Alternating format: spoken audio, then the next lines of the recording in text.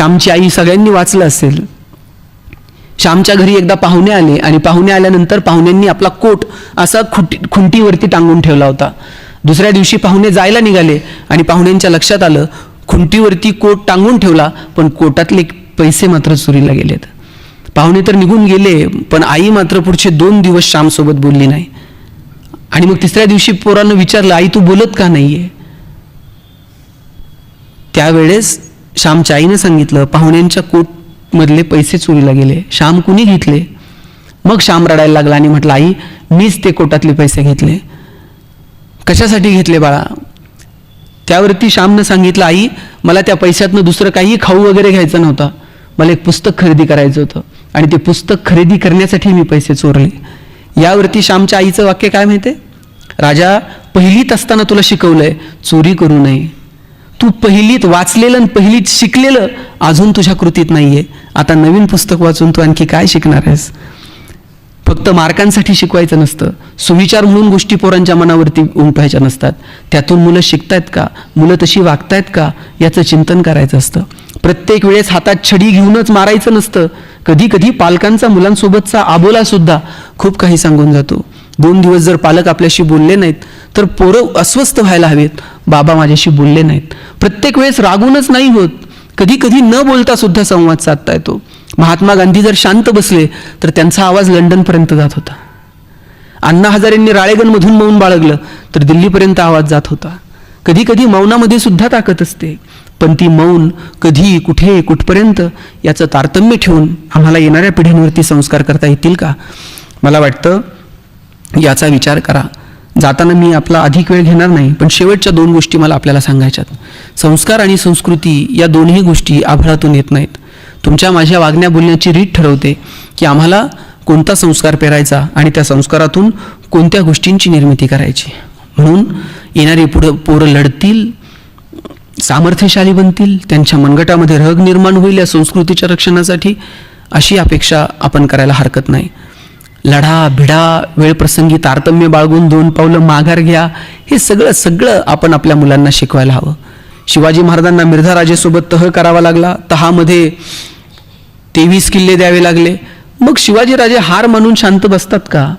आयुष्यात संघर्ष येत असतो. आयुष्य कधी संघर्ष आहे तर कधी तडजोड आहे. कधी 2 पावलं पुढे जाणं आहे तर कधी 2 पावलं मागे येणं आहे. कधी संकटांना छाती काढून भिडणं आहे तर कधी संकटांना मिश्किलपणे सामोरं जाणं आहे.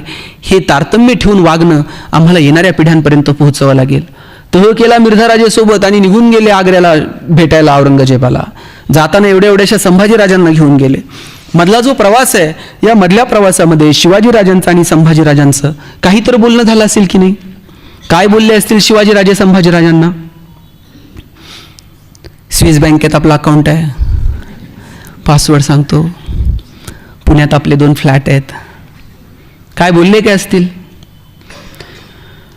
शिवाजीराजांनी सांगितलं असेल, शंभूराजे आत्तापर्यंत तुम्ही जिंकणं बघितलं, आत्तापर्यंत तुम्ही यश बघितलं, आयुष्यातला संघर्ष सुद्धा जुळवून बघा, चला आमच्यासोबत. घेऊन गेले. तिथं गेल्यानंतर औरंगजेबानं संभाजीराजांना एक हत्ती भेट म्हणून दिला आणि थोडीशी गंमत करावी म्हणून दिलेर खान म्हटला, शंभूराजे आप इतने छोटे और हाथी इतना बड़ा है, इस हाथी को आप महाराष्ट्र में कैसे ले जाओगे? एवढासा संभाजीराजा दिलेर खानाच्या डोळ्यात डोळे घालून सांगतो, ये तो जानवर है, बैठ कर जाएंगे, नहीं आया तो खींच कर ले जाएंगे, लेकिन हमारे आबा साहब ने जो आपको किले दिए हैं वो तो अभी महाराष्ट्र में है, उन्हें आप आगरा कैसे लाओगे? एवढासा संभाजी राजा. पण माहित होतं आत्ता तहात दिलेत आणि गेल्यावर घेऊ की परत एक एक. अरे संस्कार हे फक्त हातात पाटीन पेन्सिल घेऊन करायचे नसतात. वागण्या बोलण्यातनं कळलं पाहिजे आपल्या लेकरांना की आपला बाप कसा जगला, आपली आई कसं वागली, आपल्या आजूबाजूची माणसं कशी जगली, आणि येणाऱ्या पिढ्यांनी आदर्श घ्यावेत आणि येणाऱ्या पिढ्यांनी पायांवरती डोकी ठेवावीत. असे पाय आम्हाला निर्माण करता येतील का, याच्यासाठी प्रयत्न करा. अहो, आग्र्याच्या सभागृहामध्ये आत्तापर्यंत कुणी आवाज उंच करून औरंगजेबासोबत बोललेलं नव्हतं. शिवाजीराजांनी त्या सभागृहात रामसिंगाला जाब विचारला, आम्हाला इथं अपमान करायला तुम्ही बोलवलंय? दरबाराचा रिवाज होता, मुजरा करायचा, 10-12 पावलं मागे यायचं, थेट औरंगजेबाला कुणी पाड दाखवायची नाही. औरंगजेबाला पाड दाखवली आणि ताडदिशी शिवाजीराजे तिथे निघून गेले. परक्यांच्या गोटात शेकडो किलोमीटर दूर आजूबाजूला सगळं शत्रूचं सैन्य, आणि तिथं आपला बाप असा स्वाभिमान दाखवतो त्या सभागृहात. स्वाभिमान पाटी पेन्सिल घेऊन शिकवावा लागला नाही संभाजीराजांना.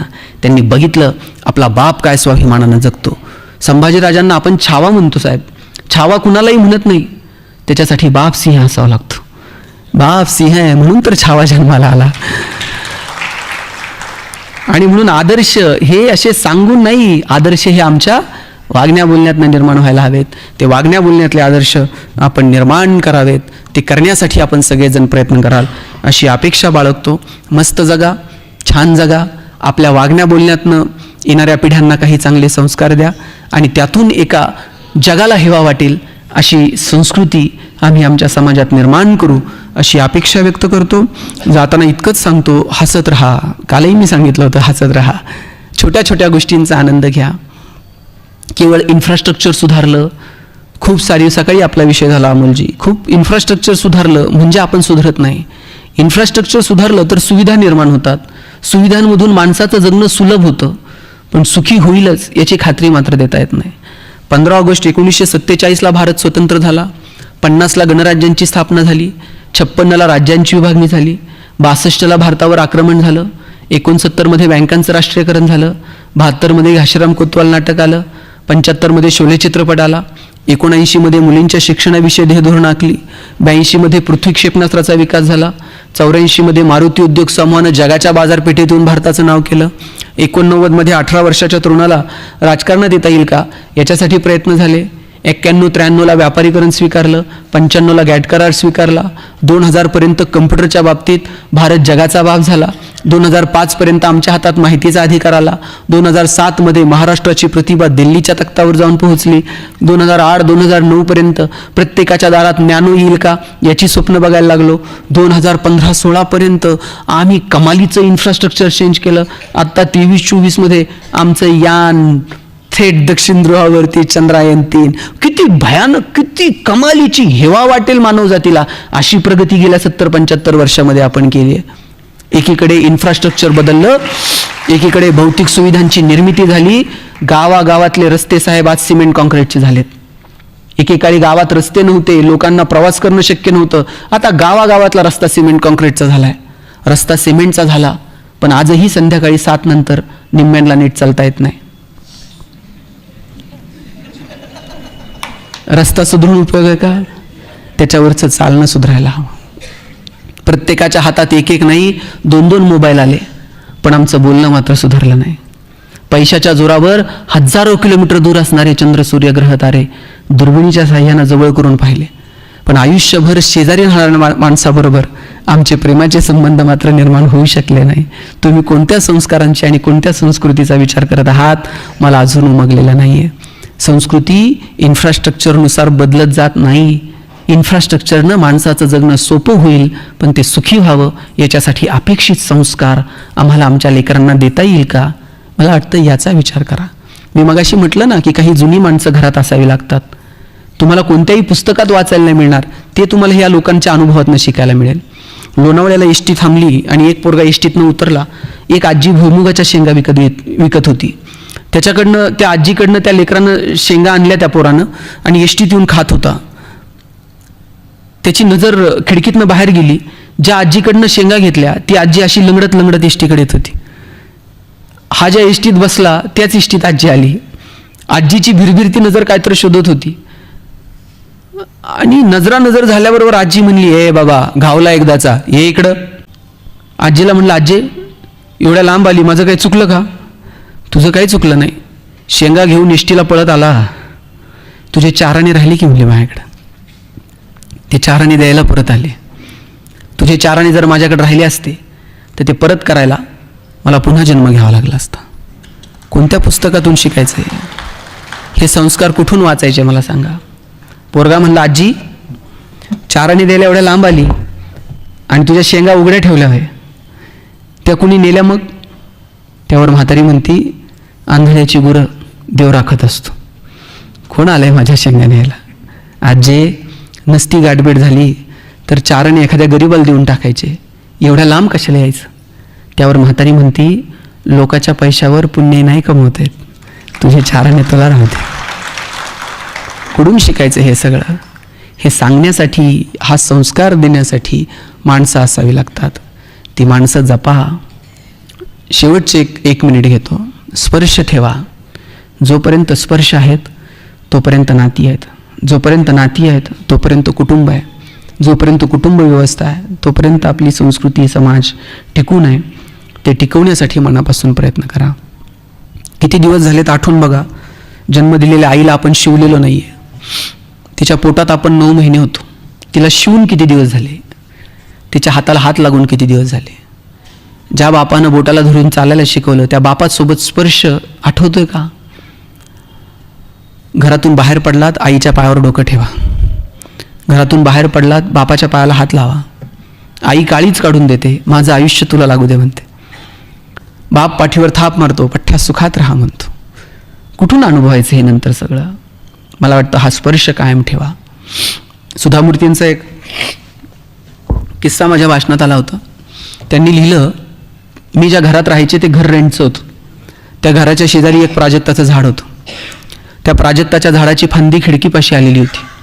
मी खिडकीत अभ्यासाला बसायचे. खिडकीतनं बाहेर हात जायचा. फांदीवरनं मी हात फिरवायचे. त्या फांदीला माझ्या स्पर्शाची सवय होऊन गेली होती. मी बोलायचे. झाडही माझ्या बोलण्याला साथ द्यायचं.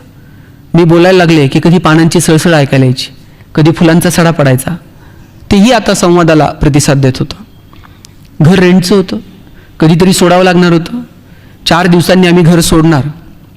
म्हटलं शेवटचं झाडाला सांगू, 4 दिवसांनी आम्ही घर सोडतोय. पुन्हा भेट होईल की नाही मला माहीत नाही. सांगायला म्हणून गेले. पुढचे 4 दिवस ना पानांची सळसळ ऐकायला आली ना प्राजक्ताच्या फुलांचा सडा पडला. ते झाड अगदी गप्प गप्प बोले नसं झालं. शेवटी तो दिवस उजाडला ज्या दिवशी आम्हाला निघायचं होतं. सगळं सामान गाडीत भरलं. मीही गाडीत बसले आणि म्हटलं शेवटचं झाडाला भेटून येऊ. भेटायला म्हणून गेले. घट्ट मिठी मारली त्या खोडाला. रडून घेतलं जेवढं रडता येईल तेवढं.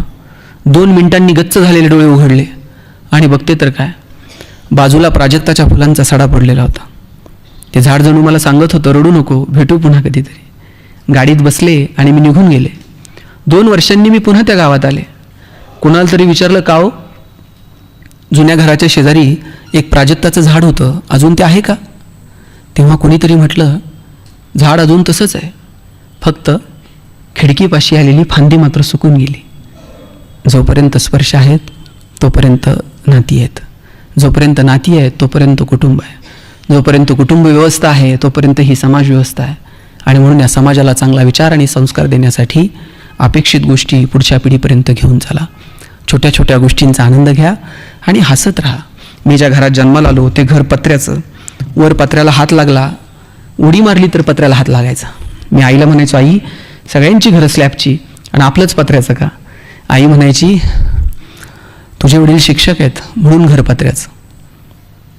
मी आईला म्हणायचो, आई शासनाचा GR आहे का, शिक्षकांनी स्लॅबची घरं बांधायची नाही. ती म्हणायची, कार्ट्या नशिबवान आहेस, पत्र्याच्या घरात जन्माला आला. मी म्हणायचो, का. ती म्हणायची, बघ घर गरम व्हायला लागलं का तुला कळतं, आता उन्हाळा सुरू झालाय. घर गळायला लागलं का तुला कळतं, आता पावसाळा सुरू झालाय. शेजारच्या स्लॅबच्या घरात उन्हाळा कळत नाही, पावसाळा कळत नाही. खास ऋतूंची ओळख व्हावी म्हणून भूगोल शिकवणाऱ्या तुझ्या बापानं असलं मॉडेल उभं केलं म्हणायचे. पैसे नव्हते पण आनंद मात्र भरभरून होता. लवंगी फटाकड्याचा पुडा जर कधी दिवाळीला आणला तर अख्खी लढ कधी एकखटी वाजवली नाही. एक एक फटाका सुट्टा करून वाजवण्यातली मजा काय असते ती जवळून अनुभवली. छोट्या छोट्या गोष्टींचा आनंद घ्या. मस्त राहा, हसत राहा. निरर्थक गोष्टी सोडून द्या. नको नको ते अहंकार जे मनाला चिटकून घेतलेत त्या सोडून द्या. आपल्या पराजयाचं आणि पराभवाचं कारण जर काय असेल तर आपण निरर्थक गोष्टींना चिटकून बसतो. तुम्ही पोपट पकडणारा शिकारी कधी बघितलाय. तो हातात बाण बीन धनुष्य बिनुष्य पिंजरा बिंजरा घेऊन जात नाही. तो एक दोरी हातात घेऊन जातो. एका झाडाला दोरी बांधतो, दुसऱ्या झाडाला दोरी बांधतो आणि त्या दोरीवरती पोपट बसला की एका बाजूची दोरी तो सैल करतो. दोरी सैल झाली का पोपट पडायला लागतो आणि दोरीला घट्ट पकडतो. घट्ट पकडतो, तो उलटा होतो तरी तो ती दोरी सोडत नाही. दोरी सोडल्यानंतर उंच भरारी घेता येऊ शकते, त्याच्या पंखामध्ये उडण्याचं बळ असतं, पण निरर्थक गोष्टींना इतका पकडून बसतो की तो त्याची उडण्याची कला सुद्धा विसरून जातो. निरर्थक गोष्टींना घट्ट पकडून बसू नका. अर्थपूर्ण गोष्टी, समाजाच्या, कुटुंबाच्या, व्यक्तिगत आपल्या हिताच्या गोष्टी येणाऱ्या पिढ्यांना द्या, चांगला संस्कार द्या आणि त्यातून उत्तम संस्कृतीचा निर्मिती आपण सगळे मिळून करूया अशी अपेक्षा बाळगतो. नाविन्य स्वीकारा. शेवटचं 1 मिनिट घेतो. नाविन्य स्वीकारा. नवीन तंत्रज्ञान. संस्कृती म्हणजे फक्त पोथीपुराण म्हणजे संस्कृती नाही. नाविन्य स्वीकारलं पाहिजे. नाविन्य जर स्वीकारलं नाही, नवीन तंत्रज्ञान जर स्वीकारलं नाही तर आपण समाजात टिकू शकणार नाही. आता हा कॅमेरा कोणत्या कंपनीचा आहे? Panasonic, Sony. आता कॉडॅक आहे का? आता एक जमाना होता कॉडॅकचा, आता कॉडॅक तुम्हाला सापडणार नाही. कॉडॅकमध्ये रोल बिल असायचा. आता डिजिटल टेक्नॉलॉजी आली, आता कॉडॅक दिसत नाही. केवळ डिजिटल टेक्नॉलॉजी स्वीकारली नाही, एक काळ तर कॉडॅकचा असला होता की नवरा नवरी हार घालायला आणि याचा रोल संपायला आणि 6-6 महिने फोटो मिळत नव्हते. फोटोग्राफरला विचारलं अल्बम कुठे आहे, ते म्हणायचं धुवायला दिलेत. कोणत्या नदीवर जात होतं कोणाच ठाऊक. केवळ नाविन्य स्वीकारलं नाही म्हणून कॉडॅक बाजारात नाही. आपल्या पिढीनं कोणत्या कंपनीचा फोन घेतला होता आयुष्यात पहिल्यांदा? आता नोकिया आहे का? अँड्रॉइड टेक्नॉलॉजी स्वीकारली नाही, नोकिया बाजारात नाही. नाहीतर 3310, 1100, 1600. काय जमाना होता. काळ आणि वेळेनुसार जे बदलले नाहीत ते टिकले नाहीत. आणि म्हणून आपल्याला सुद्धा समाजाच्या, व्यक्तिगत आपल्या हिताचं असणारं तंत्रज्ञान स्वीकारावं लागणार आहे. तुम्हाला आठवतं रविवारी टी व्हीला पिक्चर लागायचा 4 वाजता, मराठी पिक्चर. धूमधडाका, थरथराट, लक्ष्मीकांत बेर्डे, अशोक सराफ. आणि मध्ये एक जाहिरात लागायची. तरुण पोरांना आठवत नसेल पण माझ्या वयाच्या सगळ्यांना ही जाहिरात पाठ आहे. लाईफ बॉय है जहा. आणि त्या जाहिरातीत बाबा फुटबॉल खेळणारी पोरं दाखवली होती. भारतात कधीच फुटबॉलची क्रेज नव्हती, क्रिकेटची क्रेज होती. पण फुटबॉल खेळणारी पोरं का दाखवली कुणास ठाऊक. मला प्रश्न पडायचा, पण विचारायचं कुणी लाईफ बॉयला? लाईफ बॉयची मोनोपोली होती. दुकानात जाऊन लोक साबण द्या नव्हती म्हणत, लाईफ बॉय द्या म्हणायचे. त्यानंतर लक्स मार्केटमध्ये आला. राजा हिंदुस्तानी पिक्चर हिट झालेला. करिश्मा कपूरला लक्सनं ब्रँड अँबॅसिडर केलं. लक्सनं असं मार्केट कॅप्चर केलं, लाईफ बॉयला कळलं आता फुटबॉल खेळणारी पोरं उपयोगाची नाहीत. त्यांनी लाल रंगाचा ठोकळा साबण बाजूला केला आणि लाईफ बॉय गोल्ड नावाचा गुळगुळीत साबण बाजारात आणला. आणि त्याची जाहिरात कोण करत होतं? कॉलेजचा एक मुलगा आणि मुलगी. मुलगी गाडीवरनं उतरते, रागात निघून जाते. मुलगा विचारतो काय झालं? मुलगी म्हणते पसीने की बदबू से परेशान. पोरगा घरी जातो, लाईफ बॉय गोल्ड आंघोळ करून येतो. काळ आणि वेळेनुसार कसं बदलावं हे या कंपन्यांकडनं शिकावं. कोरोनाच्या काळात एक तरी साबण जाहिरात करत होता का? आमचा साबण वापरल्यावर तुम्ही गोरे व्हाल. कोरोनाच्या काळात कुणाला गोरं व्हायचं पडलं होतं? प्रत्येक साबण एकच जाहिरात करत होता, 99.9% कीटाणू से मुक्ती. आणि त्या मोती साबणाचं गणित तर मला अजून कळालेलं नाही. ते वर्षभर कुठं असतंय कुणाच ठाऊक. ते दिवाळीलाच येत आहे. उठा उठा.